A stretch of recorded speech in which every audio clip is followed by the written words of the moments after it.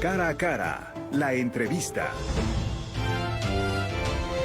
El pasado 22 de marzo, el Senado de la República aprobó reformar la Ley General de los Derechos de las Niñas, Niños y Adolescentes en materia de pensiones alimentarias.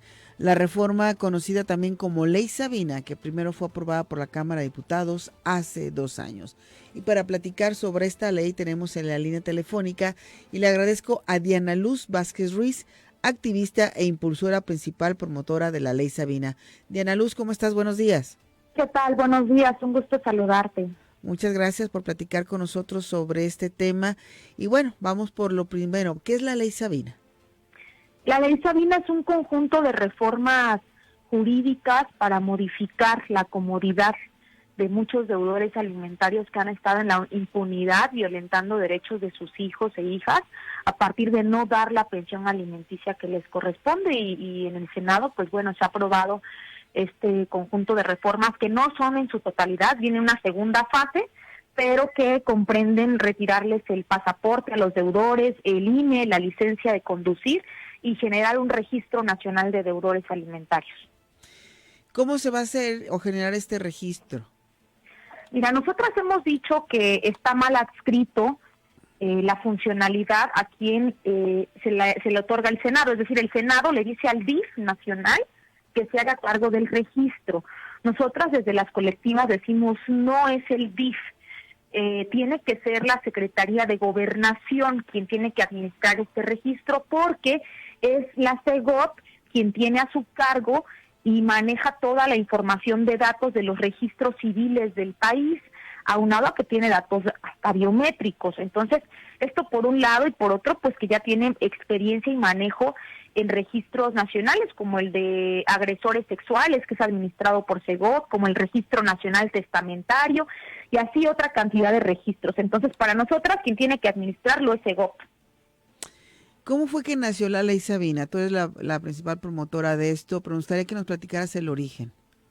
Pues Sabina es el nombre de mi hija, que va a cumplir ya 6 años, y mi historia es la de muchas mujeres mexicanas que cuando salimos embarazadas, pues resulta que el señor se le hace muy fácil porque puede hacerlo y porque este sistema de impunidad se lo permite. Nos dicen, pues no es mi hijo, no es mi hija, y hazle como quieras y hazle como puedas y no la reconozco. Es mi historia, el progenitor de mi hija pues decide no reconocerla, nos abandona, pero aunado a eso, pues es una complicación jurídica la demanda hacia él, que no se presente a las audiencias, que para mí haya significado un costo en abogados y abogadas, y este peregrinar que atravesamos las madres que hemos tenido estos procesos y que conocemos bien, que al final terminamos desistiendo, pues es mi historia. Al final entendí que este señor, siendo abogado, conociendo todas las lagunas legislativas que hay en nuestro sistema jurídico patriarcal, que está hecho para que nosotras desistamos, pues me di cuenta que era casi imposible, ¿no?, poder lograr una pensión alimenticia y que yo resistiera todos los pagos que tenía que hacer, desde sostener abogados y abogadas, salirme de mi trabajo para ir a las audiencias, que este señor no se presentara, el alto costo que tiene una prueba de ADN.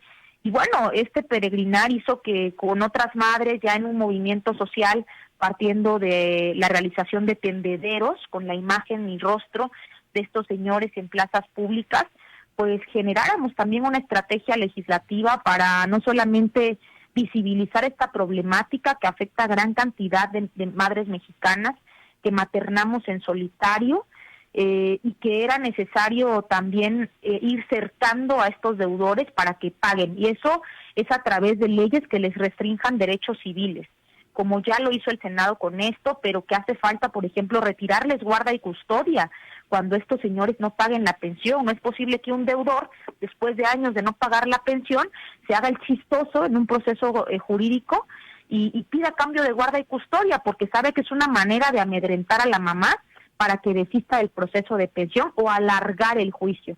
No es posible que las madres tengamos que estar pagando los exámenes de ADN para comprobar que estos delincuentes son los padres de nuestros hijos e hijas. No es posible que los registros estatales que actualmente existen en 22 estados del país de deudores alimentarios estén ocultos.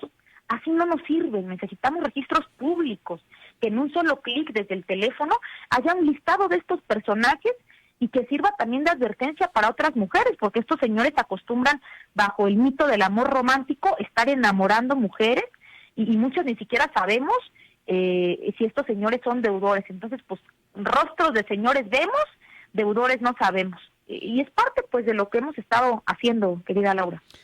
Sí, es muy importante porque hay un gran número de mujeres que están viviendo esta situación, ¿verdad? Mira, somos más de 35 millones de jefas de familia, de acuerdo a los programas federales que según se entregan a nosotras las mujeres en esta situación. Y nosotras decimos, bueno, si son 35 millones de apoyos federales, pues también debe haber 35 millones de padres ausentes, ¿no? Hay que cambiar el discurso. Y también lo cierto es que estos señores acostumbran a meternos denuncias falsas. Cada que los denunciamos por pensión alimenticia, literal contestan, vengo a responder a esta denuncia falsa, mentirosa, ¿no?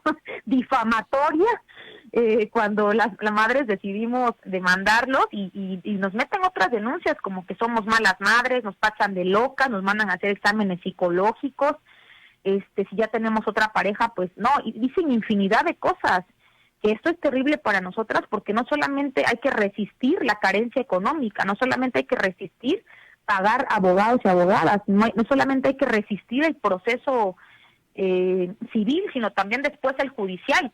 Todavía resistir esta serie de violencias de estos señores y todavía revictimizaciones de parte de jueces y juezas que privilegian a estos señores, que otorgan cambios de guarda y custodia a deudores alimentarios, que acusan a las mujeres hasta en la revisión de tickets. Oiga, señora, usted compró sabritas de más, ¿cómo va la alimentación de su infancia? ¿No? O sea, esta serie de circunstancias, o de póngase a trabajar, mire, usted está joven, deje el señor que sea feliz con su nueva pareja, nos lo dicen los jueces y juezas, y eso está terrible en este sistema patriarcal de justicia, Laura.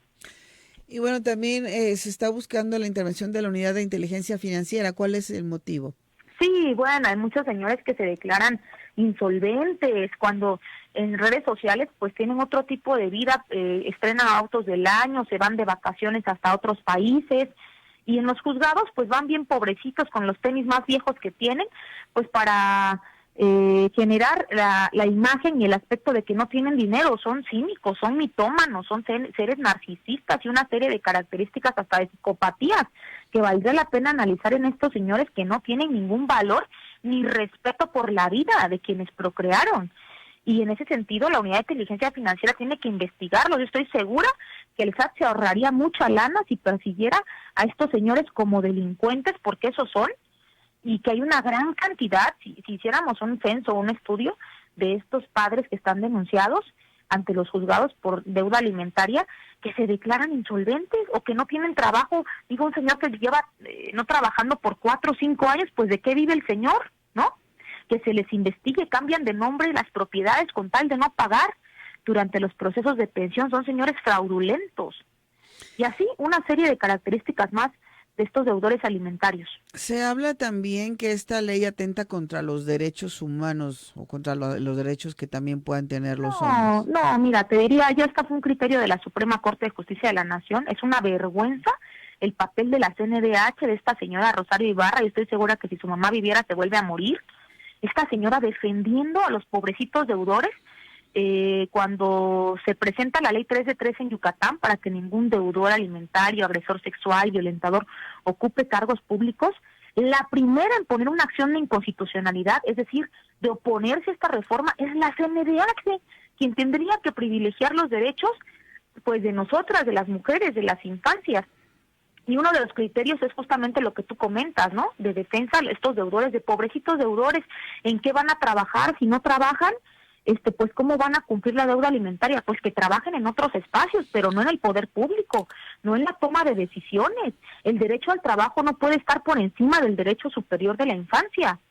El derecho a la protección de datos que estos señores argumentan de los registros nacionales de deudores no puede estar por encima de un derecho a la protección de la niñez en este país, cuando somos el primer lugar en explotación sexual infantil, cuando somos el primer lugar en trata infantil, cuando somos el primer lugar en abuso sexual infantil que se comete en los hogares, por padres, por primos. O sea, lo que quiero decir con esto es que no estamos privilegiando el derecho superior de la infancia. En otros países, quiero decirles, Los registros nacionales de deudores tienen hasta fotografía, como en Perú, y se legislaron hace 20 años. En México, los deudores alimentarios ocupan cargos públicos. Esto no puede seguir siendo. Y la llegada de las mujeres a los congresos locales en paridad, pues ha hecho que estas reformas vayan empujando. Quiero decirte que en el Senado es este conjunto de senadoras feministas con perspectiva de género, y pese a mucha resistencia, vemos allá a Noroña, este diputado federal ridículo, anteponiéndose a una reforma tan importante y tan necesaria como la 3 de 3 en este país y como Ley Sabina. Diana, en este caso estamos hablando que son los derechos de los niños.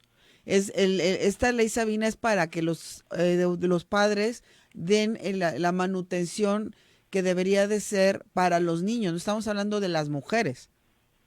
Mira, quiero decirte que es el interés superior de la infancia, sí, pero también es dejar de violentar a las madres.